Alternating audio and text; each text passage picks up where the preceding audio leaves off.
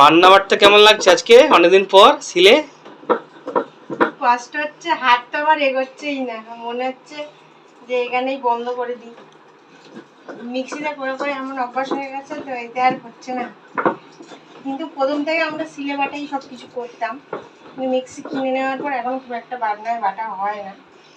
কিন্তু মায়ের বাড়ি এসেছি, মায়ের বাড়ি মিক্সিটা খারাপ, তো এখন আমাকে দরকারে করতে হচ্ছে, গোটা গরম মশলা পিস করছি। আর এদিকে কেশব বসে আছে।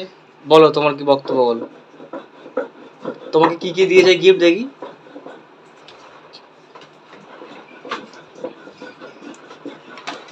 কি এগুলো কি আছে? পাখা, পাউডার। পাখা? পাখাটাও গিফট? পাখা, ওটা পাউডার, দেয়নি, জোর করে নিয়ে গেছে। সাবান। আর আর বাবা বলছে যে তুলে সেইটা গিফট করেছে। এই টুলটাও নাকি গিফট?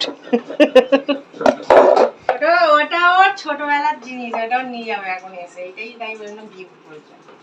আর মা ওই শ্যাম্পু সাবান এগুলো ওকে দিয়েছে। আর